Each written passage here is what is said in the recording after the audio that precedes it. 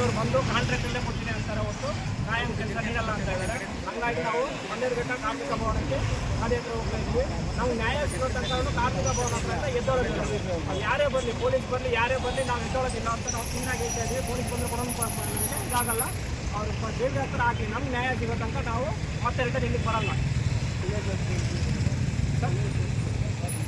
ಹೌದು ಸರ್, ಶಾಸಕರು ಹೋಗಿದ್ದೀವಿ, ಮತ್ತು ಹತ್ರನೂ ಹೋಗಿದ್ದೀವಿ, ನಾವು ಮುಖ್ಯ ಮಾಡಿದ್ವಿ. ಅಲ್ಲೂ ಇದುವರೆಗೂ ಯಾವ ರೀತಿಯಾದ ನ್ಯಾಯ ಸಿಕ್ಕಿಲ್ಲ ನಮಗೆ. ಹಾಗಾಗಿ ನಾವು ಹೋಗ್ತಾ ಇದ್ದೀವಿ. ನಮ್ಮ ಹೆಸರು ವಿಜಯಕುಮಾರ್ ಅಂತ. ನಾವು 11 ವರ್ಷದಲ್ಲಿ ಕೆಲಸ ಮಾಡ್ತಾ ಇದ್ವಿ. ನಾವು ಇದೇ ಊರಿನವರು, ಇದೇ ತಾಲೂಕಿನವರು. ನಮ್ಮ ತಾತ, ನಮ್ಮ ಮುತ್ತಾತ ಕೊಟ್ಟಿರೋ ಜಾಗ ಇದು. ನಮಗೆ ಜಮೀನು ತಗೊಳ್ಳುವಾಗ ನೀವು ಜಮೀನು ಕೊಡಿ, ಕಾರ್ಖಾನೆಗೆ ಬರ್ತವೆ ಎಲ್ಲ. ನಾವು ಲೋಕಲ್ ಜನ, ಇದೇ ತಾಲೂಕಿನವರು, ಇದೇ ಸಿಕ್ಕಿದ್ರು. ನಮಗೆಲ್ಲ ಕೆಲಸ ಕೊಡ್ತೀರಾ, ಇಲ್ಲಿಂದ ಕರ್ಕೊಂಡ್ಬಂದು 600 ಜನ ಕೆಲಸ ಕೊಟ್ಟಿದ್ದಾರೆ. ಈ ಗೌರ್ಮೆಂಟ್ ವರ್ಕರ್ 81 ಜನ ಬೀದಿಗೆ ಹಾಕ್ಬಿಟ್ಟು 600 ಜನ ಕಾಂಟ್ರಾಕ್ಟ್ ತಗೊಂಡು ಕೆಲಸ ಮಾಡ್ತಿದ್ದಾರೆ. ಇದು ಯಾವ ನ್ಯಾಯ ಅಂತ ನಾವು ಕೇಳಿದಕ್ಕೆ ನಮ್ಮ ಬೀದಿಗೆ ಹಾಕಿದ್ದಾರೆ. ಇದೇ ಕೆಲಸ ತೆಗೆದು ಹಾಕಿದ್ವಿ ಅಂತ ನಮ್ಗೆ ನೋಟಿಸ್ ಕಳಿಸಿದ್ದಾರೆ. ನಾವು ಯಾರು ಶಾಸಕರ ಹತ್ರ, ನಂಜೇಗೌಡರ ಹತ್ರ ಹೋಗಿ ಕೇಳಿದ್ವಿ, ಸಮಯ ನಮಗೆ ಅನ್ಯಾಯ ಆಗಿದೆ, ನ್ಯಾಯ ಕೊಡ್ಸಿ ಅಂತ. ಅವರು ಕರೆದು MD ಕರೆದ್ರೂ ಬರಲಿಲ್ಲ. ಅಲ್ಲಿಂದ ನಾವು DC ಸಾಹೇಬ್ರ ಹತ್ರ ನಮ್ಮ ಕಂಪ್ನಿಯಿಂದ ಬೈಕ್ ರ್ಯಾಲಿ ಮಾಡ್ಕೊಂಡು ಹೋಗಿದ್ದೀವಿ. ಅಲ್ಲಿ ಹೋಗಿ ಮುಷ್ಕರ ಮಾಡಿದ್ವಿ. ಅವರು ಕರೆದ್ರೂ ಸಹ MD ಸಾಹೇಬರು ಹೋಗಲಿಲ್ಲ ಮಾತಾಡೋಕ್ಕೆ. ಅಲ್ಲಿಂದ ನಾವು ಸಂತೋಷ್ ಸರ್ ಮಿನಿಸ್ಟರ್ ಹತ್ರ ಹೋಗಿದ್ವಿ. ಇಲ್ಲಿಂದ ಅವರು ಸಹ ಕರೆದ್ರೂ ಬಂದು ಮಾತಾಡಲಿಲ್ಲ. ಅವರು ಯಾವುದೇ ಕಾರಣಕ್ಕೂ ಅವ್ರು ಬಗ್ತಾ ಇಲ್ಲ MD. ಇದಕ್ಕೆ ನಾವೇನು ಮಾಡಬೇಕು, ಅದಕ್ಕೆ ಫೈನಲ್ ಡಿಸಿಷನ್ ತೊಗೊಂಡಿದ್ದೀವಿ. ನಾವು ಇಲ್ಲಿಂದ ಕಂಪ್ನಿಯಿಂದ ಪಾದಯಾತ್ರೆನ ಕಾರ್ಮಿಕರ ಭವನವರು ಹೋಗ್ತಾ ಇದ್ವಿ. ನಮ್ಗೆ ಅಲ್ಲೂ ನ್ಯಾಯ ಸಿಗಲಿಲ್ಲ ಅಂದರೆ ಇದೇನಿದೆ 81 ಜನ ವಿಷ ಕುಡಿದು ಅಲ್ಲೇ ಸತ್ತೋಗ್ತೀವಿ. ನಮ್ಮ ನ್ಯಾಯ ತಗೊಳ್ಳೋಕೆ ನಮ್ಮ ಫ್ಯಾಮಿಲಿನೂ ಬರೋದಿಲ್ಲ. ಯಾಕಂದ್ರೆ ನಮ್ಗೆ ನ್ಯಾಯ ಸಿಕ್ಕಿಲ್ಲ ಅಂದಮೇಲೆ ನಮ್ಮ ಪ್ರಪಂಚನ ಬೇಡ. ನಮ್ಮ ಸತ್ರು ನಮ್ಮ ಎತ್ಕೊಂಡಾಗ ಏನಾದ್ರು ಮೊನ್ನೆ ಕೂಡ ಮಾಡೋದು ಬೇಕಾಗಿಲ್ಲ, PC ಆಫೀಸ್ ಹಾಕ್ಲಿ. ಇದೇ ನಾವು ಸರ್ಕಾರ ಕೇಳ್ತಾ ಇರೋದು. ಸಮಯ ನಮಗೆ ನೋಟ್ ಹಾಕಿ ಗೆಲ್ಸಿದ್ವಿ, ನಮ್ಗೆ ನ್ಯಾಯ ಕೊಡಿಸಿ ನಮ್ಮ ಫ್ಯಾಮಿಲಿನ ಕಾಪಾಡಿ. ನಮ್ಮ ತಾಯಿ, ತಂದೆ, ಅಪ್ಪ, ಅಮ್ಮ, ಹೆಣ್ಣು ಮಕ್ಕಳು ಎಲ್ಲರೂ ಇದ್ದಾರೆ. ಎಲ್ಲರೂ ಬೀದಿಗೆ ತರಬೇಡಿ. ಬರೀ 81 ಜನ ನೀವು ನೋಡ್ತಾ ಇರೋದು. 81 ಕುಟುಂಬ ಇದೆ. ಒಂದೊಂದು ಕುಟುಂಬಕ್ಕೆ 10 ಜನ 15 ಜನ ಲೆಕ್ಕ ಹಾಕಿದ್ರು ಎಷ್ಟು ಜನ ಆಯ್ತು ಸಮಯ. ಇಷ್ಟು ಜನಕ್ಕೆ ನೀವು ಹೊಟ್ಟೆ ಮೇಲೆ ಹೊಡಿಬೇಡಿ. ನಮ್ಗೆ ನ್ಯಾಯ ಸಿಗಲಿಲ್ಲ ಅಂದ್ರೆ ಇದೇ ಕಾರ್ಮಿಕರ ಭವನ ಹತ್ರ ನಮ್ಮ ಹೆಣಗು ನೋಡ್ತೀರಾ. ಇದಂತೂ ಸತ್ಯ. ಇದು ನಾನು ಹೇಳ್ತಾ ಜೈ ಭೀಮ್. 20 ವರ್ಷಗಳಿಂದ ಕೋಲಾರ ಜಿಲ್ಲೆಯಲ್ಲಿರ್ತಕ್ಕಂಥ ಕಾರ್ಮಿಕರು ಕೆಲಸ ಮಾಡ್ತಾ ಇದ್ರು. ಅಲ್ಲಿ ತಯಾರಿ ಆಗ್ತಕ್ಕಂಥ ಎಲ್ಲ ಸಾಮಗ್ರಿಗಳು ಬೇರೆ ಬೇರೆ ದೇಶಗಳಿಗೆ ಇವತ್ತು ಬೇರೆ ಬೇರೆ ದೇಶಗಳಿಗೆ ರವಾನೆ ಆಗ್ತಕ್ಕಂಥದ್ದು ನಾವು ಹೇಳೋದಕ್ಕೆ ಗಮನಕ್ಕೆ ಇಷ್ಟಪಡ್ತೇವೆ. ಬುಲ್ಡೋಜರ್ ಏನಿದೆ ನಿಮಗೆಲ್ಲ ಗೊತ್ತಿದೆ. ಅದಕ್ಕೆ ಸಂಬಂಧಪಟ್ಟಂಥ ಸಾಮಗ್ರಿಗಳು ತಯಾರಿ ಮಾಡಿ ಬೇರೆ ಬೇರೆ ದೇಶಗಳಿಗೆ ಲಾಭಕ್ಕೋಸ್ಕರ ಮಾರಾಟ ಮಾಡ್ತಕ್ಕಂಥದ್ದು ನಮ್ಮ ಗಮನಕ್ಕೆ ಇಷ್ಟಪಡ್ತಾರೆ. ಈಗಾಗಲೇ ಅಲ್ಲಿ ಕಾರ್ಮಿಕ ವರ್ಗ ಸಂಬಳ ಕಡಿಮೆ ಇದೆ, ನಮಗೆ ನ್ಯಾಯ ಸಿಗಬೇಕು, ಇವತ್ತು ಜೀವನ ಮಾಡೋದು ತುಂಬ ಕಷ್ಟ ಇದೆ ಅಂತ ಹೇಳಿ ಸಂಘಟನೆ ಮಾಡಿದ್ದಾರೆ. ಹಾಗಾಗಿ ಮಾಲೀಕ ವರ್ಗ ಇವತ್ತು ಆ ಕಾರ್ಮಿಕರನ್ನೆಲ್ಲರೂ ಕೂಡ ಬೀದಿ ಪಾಲು ಮಾಡಿದ್ದಾರೆ. 71 ಜನ ಕಾರ್ಮಿಕರು ಅವ್ರ ಕುಟುಂಬಗಳು ಕೂಡ ಈ ಕೋಲಾರ ಜಿಲ್ಲೆಯಲ್ಲಿರ್ತಕ್ಕಂಥ ಕಾರ್ಮಿಕರು. ನಮ್ಗೆ ಅರ್ಥ ಆಗಿದೆ.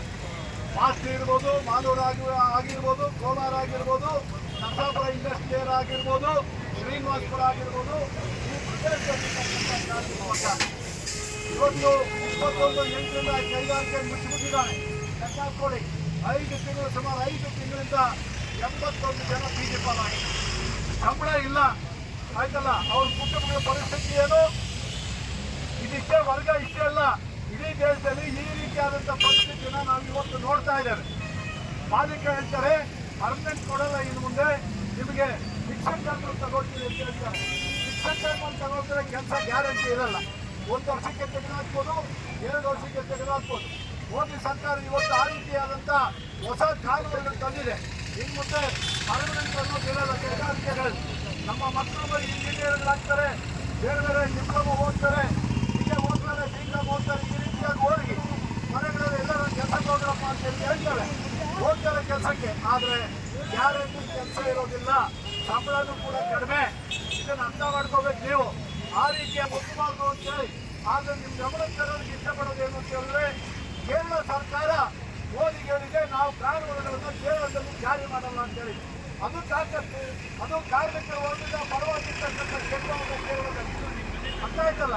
ಆದರೆ ನಮ್ಮ ಕರ್ನಾಟಕದಲ್ಲಿ ಇವತ್ತಿನ ದಿವಸ ಬಂಡವಾಳಗಳ ಪರವಾಗಿರ್ತಕ್ಕಂಥ ರಾಜ್ಯ ಸರ್ಕಾರ ಮತ್ತು ಬಿಜೆಪಿಯವರು ಅಷ್ಟೇ, ಜನತಾದಳದವರು ಅಷ್ಟೇ, ಯಾರು ಕೂಡ ಬಡಬಗ್ಗರ ಪರವಾಗಿಲ್ಲ ಅಂತೇಳಿ ಅವರು ಓಟ್ಗೋಸ್ಕರ ನಮ್ಮ ಹತ್ರ ಬರ್ತಾರೆ, ವ್ಯಾಪಾರಿಸ್ತಾರೆ. ಆದ್ರೆ ನಿಜವಾಗಿರೋದೇನೆಂದ್ರೆ, ಸತ್ಯ ಇರೋದೇನೆಂದ್ರೆ ಬಡಬಗ್ಗರ ಪರವಾಗಿ, ಕಾರ್ಮಿಕರ ಪರವಾಗಿ, ಕೂಲಿ ಮಾಡ್ತಕ್ಕಂಥ ಜನರ ಪರವಾಗಿ, ರೈತರ ಪರವಾಗಿ ಆ ಪಕ್ಷಗಳಿಲ್ಲ. ದಯವಿಟ್ಟು ಅರ್ಥ ಮಾಡ್ಕೊಳ್ಳಿ. ನಮ್ಮ ಯೋಚನೆ ಅರ್ಥ ಮಾಡಿಕೊಂಡು ಮುಂದೆ ಯಾವ ರೀತಿ ಬದಲಾವಣೆ ಮಾಡಬೇಕು ಅಂತ ಆಲೋಚನೆ ಮಾಡಬೇಕು ಅಂತ. ಹಾಗಾಗಿ ಸ್ನೇಹಿತರೆ, ಇವತ್ತು ನ್ಯಾಯ ಸಿಗಬೇಕು ಅಂತೇಳಿ ಇವತ್ತು ಏನು ನಡ್ಕೊಂಡು ಹೋಗ್ತಾರೆ ಬೆಂಗಳೂರಿಗೆ, ಪಾದಯಾತ್ರೆ ಬೆಂಗಳೂರಿಗೆ ಇಲ್ಲಿಂದ ನಡ್ಕೊಂಡು ಹೋಗೋದು. ನೀವೇ ಯೋಚನೆ ಮಾಡಿ, ಯಾವುದೇ ದೇವಸ್ಥಾನಕ್ಕೆ ಹೋಗೋದಲ್ಲ ಇದು. ಅಲ್ಲಿ ಬಂಗೇರ್ಘಟ್ಟ ಸರ್ಕಲ್ ಅಲ್ಲಿ ಕಾರ್ಮಿಕ ಇಲಾಖೆ ಇದೆ. ಆ ಕಾರ್ಮಿಕ ಇಲಾಖೆಗೆ ಸಂಬಂಧಪಟ್ಟಿರ್ತಕ್ಕಂಥ ಇಲಾಖೆ. ಈ ತನಕ ಇಲ್ಲಿರ್ತಕ್ಕಂಥ ಶಾಸಕರ ಹತ್ರ ಹೋಗಿದ್ದೀವಿ, ಮಿನಿಸ್ಟರ್ ಹತ್ರ ಹೋಗಿದ್ದೀವಿ, ಎಲ್ಲರಿಗೂ ಹೋಗಿದ್ದೀವಿ. ಈ ತನಕ ನ್ಯಾಯ ಸಿಕ್ಕಿಲ್ಲ. ಇದು ಸರಿನಾ ಅಂತ ಹೇಳ್ತಕ್ಕಂಥ ಪ್ರಶ್ನೆ ಇದೆ ನಮ್ಮ ಮುಂದೆ. ಯಾರೇ ಆಗಿರ್ಬೋದು, ನ್ಯಾಯ ಸಿಕ್ಕಂತಾನೆ ನಾಳೆ ನಮ್ಮ ಮಕ್ಕಳು ಹೋಗಿ ವಿದ್ಯಾವಂತರಾಗಿ ಕೆಲಸ ಬೇಕು ಅಂತ ಹುಡುಕೊಂಡು ಹೋಗುವಾಗ ಪರಿಸ್ಥಿತಿ ಏನು ಆಯ್ತಲ್ಲ. ಇಸ್ಟಾನ್ ಕಂಪನಿ ನರಸಾಪುರದಲ್ಲಿ ಇರ್ತಕ್ಕಂಥ ಇಸ್ಟಾನ್ ಕಂಪನಿಯಲ್ಲಿ ನಿಮ್ಮ ಗಮನಕ್ಕೆ ಬರೀ 800 ಜನ ಪರ್ಮನೆಂಟ್, 27,000 ಜನ ಕಾಂಟ್ರಾಕ್ಟ್ ಲೇಬರ್ ಇದ್ದಾರೆ. 27,000 ಕಾಂಟ್ರಾಕ್ಟ್ ಲೇಬರ್, ಕಡಿಮೆ ಕೂಲಿ, ಕೆಲಸ ಗ್ಯಾರಂಟಿ ಇಲ್ಲ. ಬರೀ 800 ಜನ ಪರ್ಮನೆಂಟ್. ಹೋಂಡಾ ಕಂಪನಿ ನಿಮ್ಗೆ ಗೊತ್ತಿದೆಯಲ್ಲ, 7,000 ಜನ ಕಾಂಟ್ರಾಕ್ಟ್ ಲೇಬರ್ ಫಿಕ್ಸೆಡ್ ಚಾರ್ಜ್ ಇದ್ದಾರೆ. ಬರೀ 1,000 ಜನ ಪರ್ಮನೆಂಟ್ ಆಯ್ತಲ್ಲ. ಸಾಫ್ಟ್ವೇರ್ ಕಂಪನಿ ಆಯ್ತಲ್ಲ, TCS ಅಂದ್ರೆ ಟಾಟಾ ಅಂತ ಕರಿತೀವಿ, 1 ಲಕ್ಷ ಜನನ ತೆಗಿಯಕ್ಕೆ ಹೋಗಿದ್ದಾರೆ ಟಾಟಾ ಕಂಪನಿಯವರು. ಇವತ್ತಿನ ದಿವಸ ಇಡೀ ದೇಶದಲ್ಲಿ ಇರ್ತಕ್ಕಂಥ ಎಲ್ಲ ಇಂಜಿನಿಯರ್ ಜಂಡ ಪೈನ ಎತ್ಕೊಂಬಂದು ಒಳ್ಳೆ ಜಂಡ ಕಾರ್ಮಿಕರನ್ನ 1 ಲಕ್ಷ ಜನ ಮೇಲೆ ಕೇಳಿ ಯಾರು ಜಂಡನೇ ಎತ್ತಿಲ್ಲ ಸರ್. ಎಲ್ಲರೂ ಕೂಡ ನಿಮಗೆ ಬಹುಶಃ ಅರ್ಥ ಆಗ್ಬೇಕು ಅಂತ ವಿಚಾರದಲ್ಲಿ ಇಷ್ಟಪಡ್ತಾರೆ.